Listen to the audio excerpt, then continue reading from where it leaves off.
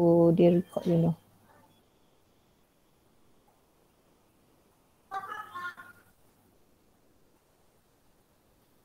Korang dengar teacher semua okey?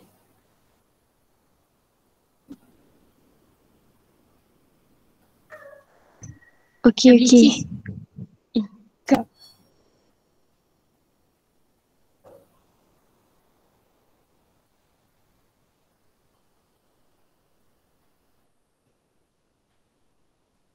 Okay, bismillahirrahmanirrahim. Assalamualaikum warahmatullahi ta'ala wabarakatuh.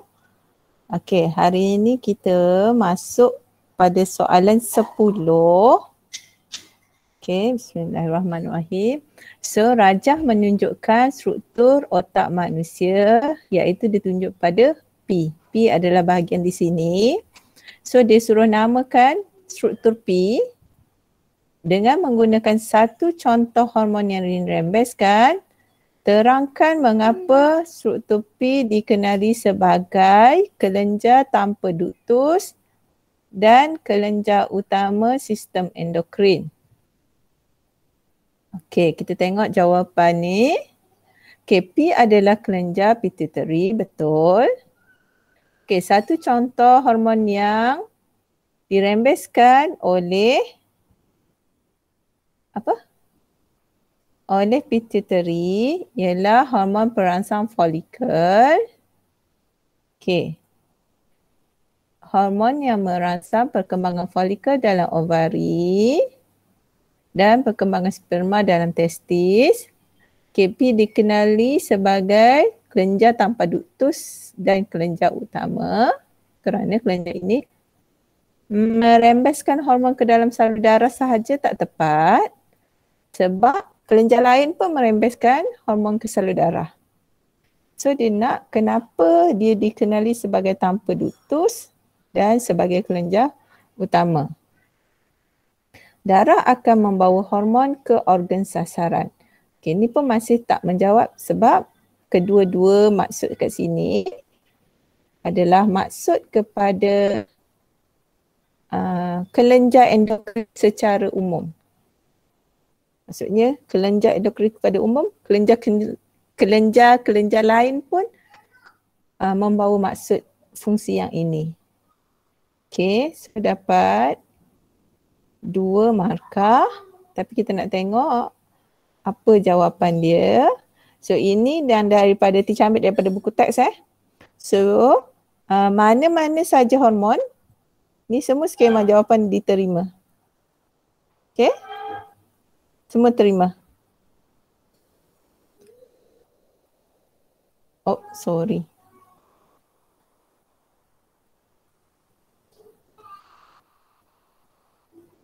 Okey. Kenapa dia digelarkan kelenjar tanpa duktus? Okey. Tanpa duktus tadi, okey, teacher missing. Betul. Dia merembeskan hormon terus ke dalam aliran darah. Okey. Mana tadi? Okey, hormon dia dikenali sebagai hormon tanpa duktus. Tanda tinggal kat sini. Maksudnya ayat yang di sini merembeskan hormon terus masuk ke dalam aliran darah dan membawa hormon ke organ sasaran. Okey, ni betul. Untuk di sini. So dapat 3 markah lah. Markah yang keempat tu yang tak dapat iaitu kenapa dia dikenali sebagai kelenjar utama. Dia dikenali sebagai kelenjar utama disebabkan pituitary tu kalau kita tengok pada sini dia menghantar hormon kepada organ sasaran supaya organ sasaran merembeskan hormon yang lain pula. Faham tak?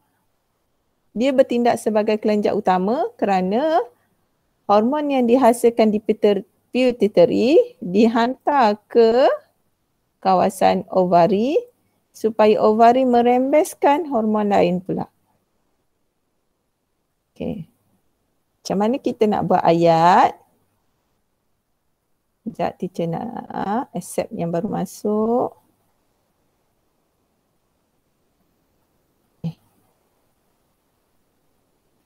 Macam mana kita nak buat ayat? Dia dikenali sebagai kelenjar utama kerana hormon yang dirembeskan mengawal rembesan hormon oleh kelenjar endokrin yang lain. Okey. Maksudnya kat sini hormon daripada pituitary, hormon daripada pituitary mengawal hormon yang dirembeskan oleh tisu ataupun organ sasaran yang lain. So ini adalah tisu endokrin yang lain. Hormon yang pertama ni mengawal rembesan hormon yang kedua.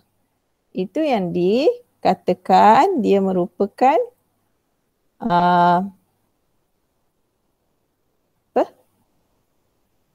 hilang perkataan dah.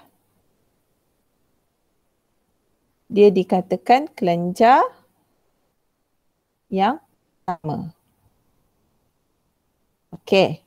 Soalan B. Okey, faham tak soalan tadi? Ada masalah tak? Faham. Faham.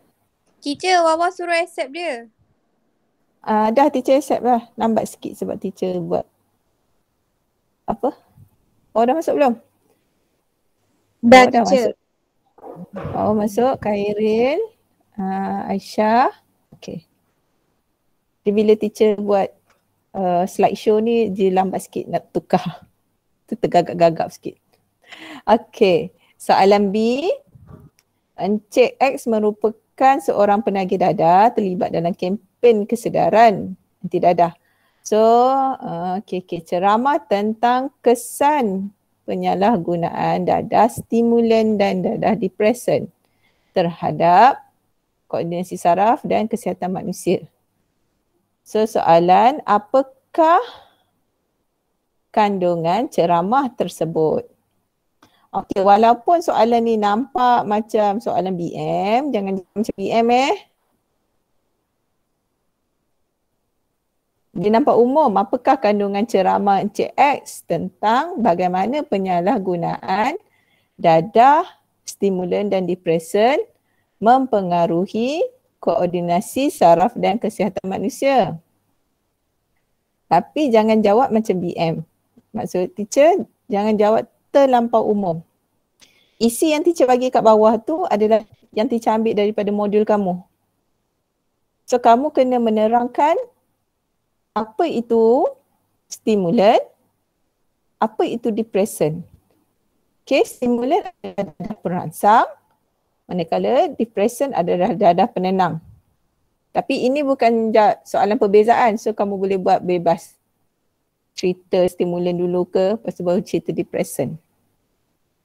Okay, so contoh dadah perangsang, kafein, nikotin, kokain, amfetamin.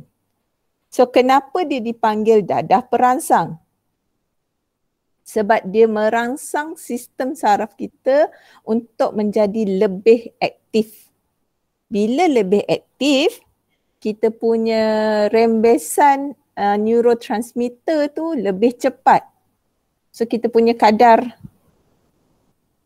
penghantaran impas. So sekarang bayangkan dalam kepala video yang impas duk jam antara macam iklan susu apa tu? Susu kanak-kanak tu. Okay, so rembesan ataupun tindakan neurotransmitter tu makin laju. Tu fungsi dadah perangsang. So bila makin laju, maklumat dihantar dengan lebih cepat, kadar metabolisme kita jadi tinggi. So kadar denyut jantung tinggi, pernafasan tinggi, tekanan darah tinggi. Kesan dia menyebabkan ketagihan. Kesan jangka panjang menyebabkan halusinasi dan kemurungan. Maksudnya orang yang sentiasa mendapatkan dadah perangsang ni, dia nak sentiasa aktif, dia nak sentiasa kuat, dia nak sentiasa cergas. Bila macam tu, bila dia tak dapat, satu dia ketagih dan dia tak boleh rasa tak larat. Macam selalunya atlet kan, atlet sukan yang ambil dadah perangsang macam ni. Manakala dadah depresan adalah dadah penenang yang menyebabkan kita jadi tenang, jadi relax, jadi happy, jadi lalai pula dah. Lalok, jadi mengantuk. Okay, contoh-contoh dia adalah candu, morfin, heroin, kanabis. Kanabis ni bahasa kita apa? Ketum. Kanabis tu ketum. Barbiturat dengan tranquilizer. Tranquilizer dadah penenang yang digunakan untuk haiwan tu. Untuk pensankan haiwan. So, tindakan dia adalah berbeza dengan stimulan. So, dia berlawanan yang mana dia memperlahankan aliran impuls, memperlahankan gerak balas kita, menurunkan tekanan darah, mengendurkan otot. Kesan dia menyebabkan kehilangan ingatan, masalah tidak dapat menumpukan perhatian sebab jadi mengantuk, tindak balas tu jadi lambat. Kadar penghantaran impuls jadi perlahan. So kesan dia mengantuk dan kurang cemas. Sebab bila kurang cemas tu, jantung tu berdegup dengan perlahan. Okay, sebab tu orang yang panic attack, okay, orang yang cemas ni, dia akan mendapatkan dadah depresan supaya dia punya aliran darah dia jadi lebih rendah, dia lebih tenang.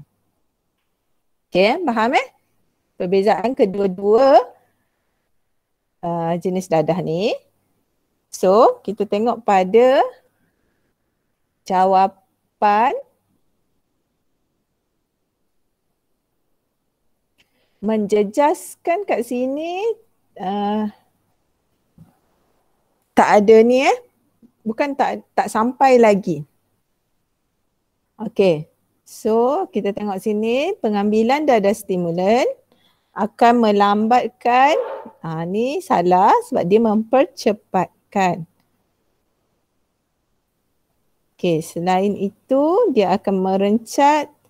Tak, ini adalah untuk depresan. Awak salah kat sini Dadah depresan juga akan memperlahankan gerak balas terhadap rangsangan. Okey, ini betul. Menurunkan tekanan darah.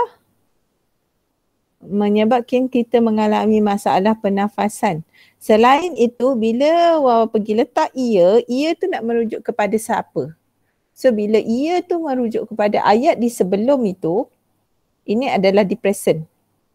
Tapi jawapan ini adalah untuk stimulan. Itu bahayanya dalam penulisan esei bio, kamu buat macam penulisan bahasa Melayu. Okay.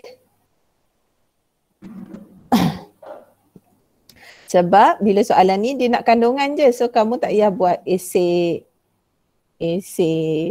ceramah tu. Kamu buat isi ni je. Okay. Boleh? Ada soalan untuk soalan tadi? Soalan dadah ni?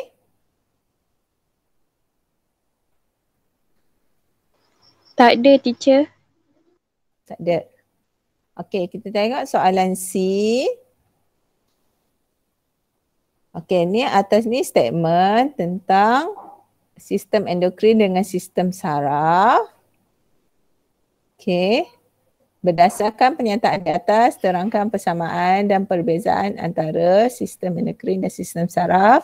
So, ini teacher ambil daripada buku teks je. Dah ada dah.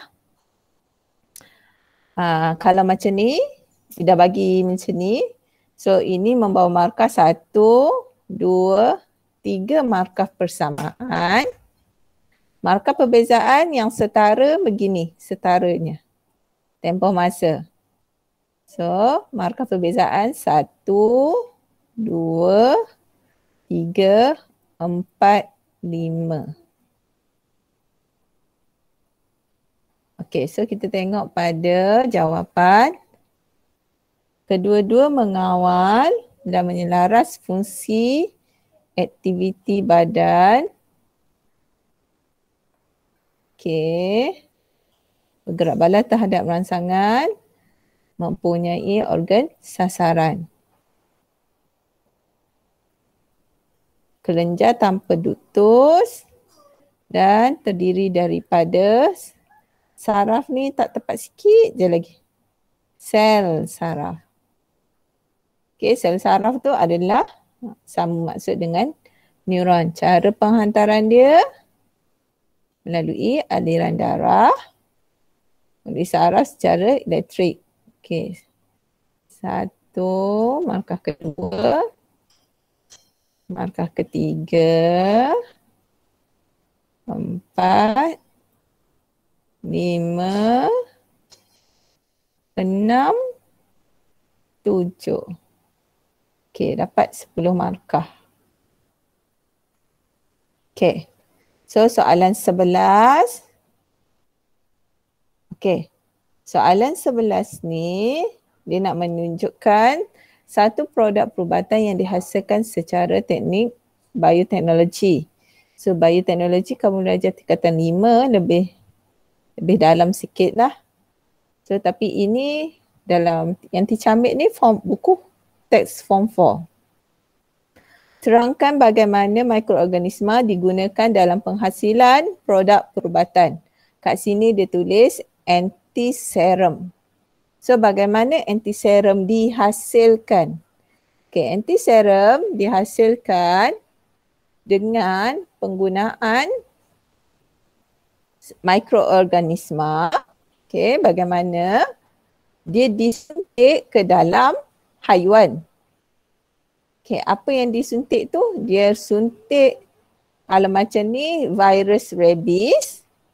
So disuntiklah virus rabies. Kalau kamu tak tahu, kamu guna je perkataan mikroorganisma yang spesifik. Sebab penggunaan mikroorganisma.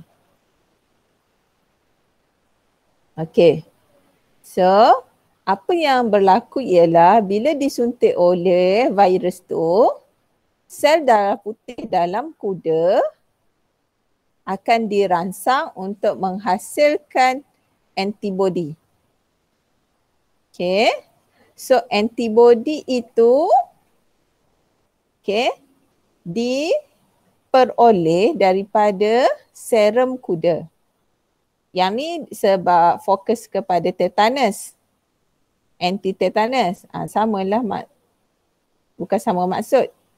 Secara umumnya antibodi, tapi untuk soalan ni, untuk gambar ni dia cerita tentang penyakit tetanus. Untuk soalan ni tentang virus rabies. So antibodi daripada kuda ini akan diekstrak keluar, ditulinkan, dan kita guna untuk disuntik kepada individu yang ataupun rabies ni untuk anjing selalunya yang mendapat penyakit rabies. Okay. So, serum darah ataupun plasma darah yang mengandungi antibodi tersebut diekstrak. Ekstrak tu maksudnya dikeluarkan dan dipekatkan dan ditulinkan. Ni maksud diekstrak. Dan bila dia dah dikeluarkan, kita panggil dia sebagai antitoksin ataupun antivenom ataupun antiserum. Okay. So nama dia adalah keimunan pasif buatan. So kita tengok antiserum mengandungi antibodi yang spesifik menentang sesuatu antigen. Okey. Markah pertama, pesakit tidak dapat menghasilkan antibody sendiri, maka dia diberi suntikan antibody buatan. Suntikan serum mengandungi antibody ni repeat.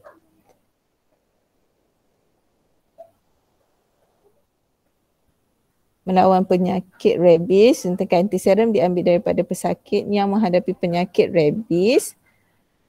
Bukan suntikan antiserum yang diambil. Antibody ataupun kita panggil ekstrak kan antibody yang diambil daripada pesakit yang menghadapi penyakit rabies. Okey. Ni sikit. Okey. Ya, jawapan ni teacher bagi 1 markah sahaja sebab tak menjawab soalan bagaimanakah mikroorganisma digunakan dalam penghasilan antiserum. So dapat 1 markah saja. Okey. Maksudnya jawapan yang Azrina buat ni lebih kepada kalau kita boleh buat soalan dia, apakah fungsi antiserum? Fungsi antiserum. Okey, ni baru dapat markah banyak. Tapi tak menerangkan bagaimana mikroorganisma digunakan. Okey, soalan B tentang rajah rancangan pengimunan untuk bayi di Malaysia. So terangkan kenapa ibu bapa mesti mematuhi rancangan pengimunan tersebut. Okey, untuk faham konsep ni, teacher letak 2. Okey, sebab jenis pengimunan yang semua ni memang kamu tahu ini adalah vaksin. Semua suntikan ini adalah suntikan vaksin iaitu keimunan aktif buatan. Tapi untuk menjawab soalan kenapa? Kenapa ibu bapa mesti mematuhi? Ya, kenapa ibu bapa mesti mematuhi berkaitan kepada bayi tersebut. Okey. Sebab bayi apabila dia dilahirkan, yang pertama dia mendapat keimunan pasif semula jadi daripada semasa di dalam perut ibu, di dalam keadaan fetus, dia mendapat antibody ibu melalui plasenta. Dan bila dia dilahirkan, dia menyusu dengan susu ibu ataupun dia mendapat kolostrum. Kolostrum ni susu, kita panggil susu pertama. Susu pertama yang keluar daripada ibu tu, itu kita panggil kolostrum. Okay. Ada antibody. So, bila dia mendapat antibody semasa penyusuan, okay, keimunan pasif semula jadi hanya untuk beberapa tempoh sahaja. Sebab itulah penyusuan digalakkan selama 2 tahun. Okey. Dan untuk menjawab kenapa kena ikut rancangan pengimunan ni, sebab susu ibu hanya mengandungi antibody yang tidak spesifik. Okey. Alasan kita, keimunan pasif buatan hanya melindungi bayi untuk beberapa tempoh bulan pertama selepas kelahiran. Okey, dan juga antibodinya tidak spesifik. Okey, maka bayi tersebut perlulah disuntik dengan suntikan vaksin. Okey, supaya dia dapat keimunan terhadap penyakit yang spesifik melalui suntikan vaksin. Okey. So barulah terangkan apa yang terdapat dalam vaksin itu. Okey, ini adalah jenis-jenis penyakit. So yang terdapat dalam vaksin itu, dalam vaksin adalah ampaian patogen. Patogen maksudnya sama ada virus ataupun bakteria. yang spesifik kepada sakit ni. Okay, sebab penyakit-penyakit ni adalah berbeza kan. So bila berbeza, virus yang menyebabkan sakit itu pun berbeza. So setiap vaksin tu dia berbeza kerana dia mempunyai patogen ataupun ampaian patogen yang lemah dan mati. So apabila vaksin disuntik ke dalam badan bayi, vaksin akan merangsang sel limfosit bayi tersebut, untuk menghasilkan antibodi bagi menyerang patogen. So suntikan yang kenapa dia ada dos yang berbeza? Kerana suntikan yang pertama ni, dos yang pertama ni biasanya menyebabkan aras antibodi yang rendah dan masih tidak mencukupi melindungi seseorang daripada penyakit. Dos penggalak iaitu dos kedua, dos ketiga ni perlu diberi supaya meningkatkan penghasilan antibodi ke aras keimunan yang dapat melindungi badan seseorang daripada penyakit. So sekiranya bayi tersebut dijangkiti oleh patogen yang sebenar, sel limfosit dapat menghasilkan antibodi yang mencukupi dan bertindak serta-merta untuk memusnahkan patogen tersebut. Faham untuk buat jawapan ni. Kita tengok jawapan yang Azizna bagi.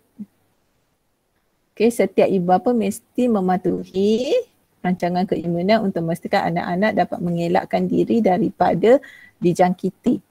Mengelakkan diri daripada dijangkiti ni salah. Sebab dia bukan bertindak sebagai pelindung luaran. Dia dijangkiti tapi dia imun terhadap sakit tersebut. Mewujudkan sistem pertahanan badan yang kuat, boleh terima, menggalakkan anak-anak daripada mengalami berjangkitan dan kematian, dapat melindungi kanak-kanak daripada dijangkiti penyakit berjangkit. Lebih kepada, ni boleh terima,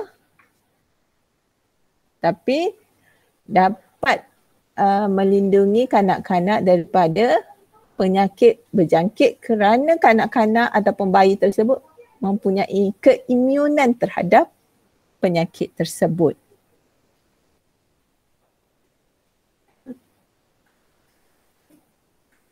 Okey.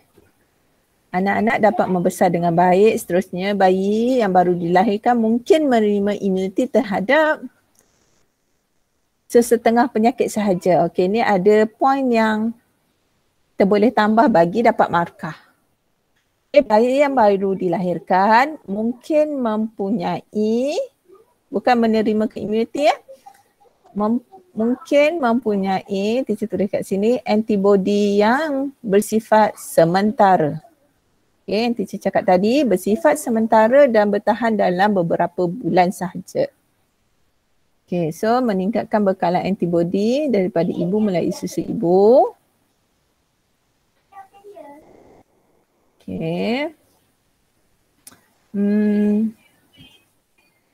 Meningkatkan bekalan antibodi. Bolehlah, cuma tak berapa nak tepat kat sini. Meningkatkan keimunan setelah bayi itu macam dia kekurangan antibodi daripada susu ibu. Sebab ada bayi yang tak minum susu ibu. So bila dia tak minum susu ibu, memang dia tak ada antibodi daripada susu ibu. Mengikut sistem pertahanan badan anak akan semakin berkurang. Ni ada poin kat sini. Suntikan penggalak perlu diberikan untuk merangsang sistem keimunan, tak cukup. Ibu bapa juga perlu mengelakkan anak-anak daripada terkena penyakit berbahaya semasa bermain di luar, tak ada. Namun setelah diberikan vaksinasi kemungkinan dapat dikurangkan akhir sekali memulihkan anak-anak daripada terkena penyakit ini. Tak ada keimunan semula jadi macam tak tepat je. Okey, kalau yang ni teacher akan bagi dalam 4 markah. Okey? Boleh? Okey, soalan C. AIDS adalah sindrom kurang daya tahan penyakit, penyakit yang melumpuhkan sistem keimunan pesakit. So, Cikgu M diarahkan memberi ceramah kepada pelajar langkah-langkah pencegahan AIDS sempena Minggu Kesihatan. Apakah yang perlu disampaikan? So, kita nak langkah pencegahan. Bila langkah pencegahan, melibatkan boleh bagi apa itu AIDS? AIDS disebabkan oleh virus HIV. Bagaimana ia berjangkit? Lepas tu kita terangkan langkah-langkah untuk pencegahan AIDS. Tidak melakukan hubungan seks secara rambang dengan pesakit AIDS. Okey. Tidak melibatkan diri dalam penyalahgunaan dadah, tidak berkongsi jarum suntikan, menggunakan jarum dan alat suntikan pakai buang melalui suntikan ubat. Okey, ni samalah maksud ni. Ayat yang ni sama maksud dengan tidak berkongsi. Okey. Menggunakan kondom semasa melakukan hubungan seks dengan pesakit AIDS. Anggota kesihatan yang berurusan dengan pesakit haruslah sentiasa mematuhi peraturan untuk mengelakkan sebarang kecederaan jarum ataupun alat tajam bersentuhan secara langsung dengan darah ataupun cecair badan pesakit. Okey, ni dapat 1, 2, 3, 4. Okey. So, jawapan lain, ibu yang mengidap HIV tidak boleh menyusukan bayinya. Penggunaan darah, kan bila kita derma darah tu perlu disaring dengan, setiap darah yang didermakan perlu disaring dengan virus HIV untuk mengelakkan pemindahan virus. Okey, yang ni dah jawab. Kerana HIV boleh berjangkit melalui bendalur badan. Okey, bendalur badan termasuknya darah, air mani, susu ibu, okey, ataupun bendalur intestis kita. Okey. Itu saja. Teacher ingat tak nak masuk lagi? Sekejap. Teacher, Ya. kalau bayi yang dilahirkan oleh pesakit AIDS, kemungkinan bayi tu terkena penyakit AIDS tak? Ya. Sebab dia adalah virus. So bila virus, dia boleh merentas plasenta. Okay, dia boleh merentas plasenta. So bayi tu kemungkinan besar ada HIV jugalah. Lepas tu samalah juga dengan kita yang konsep dadah tadi. Dadah perangsang, dadah depression kan. Kalau yang ambil penagih dadah yang ambil heroin semasa mengandung, dadah tu akan sampai ke bayi. Maksudnya akan merentas plasenta. So bila dia merentas plasenta, baby tu dia akan mengalami sindrom, teacher tak ingat nama tepat dia. Tapi seolah-olah sindrom yang sama macam pedaging dadah. Ketar-ketar, maksudnya dia tindak balas dia tu cepat. Kiranya benda tu berlaku bila baby tu baru dilahirkan pun dah nampak kesan tu. Ini kesianlah kat baby tu kan. Sebab itulah ibu yang mengandung dia kita kena jaga makan. Maksudnya kena jaga makanan-makanan ni supaya benda yang berbahaya tu tak sampai ke bayi. Sebab nanti kalau kamu belajar, nanti tengok balik bab yang placenta tu, okay, apa yang bahan boleh merentas placenta, apa bahan yang tak boleh merentas placenta. Teacher rasa teacher nak berhenti kat sini dulu, tak masuk untuk set 2. Sebab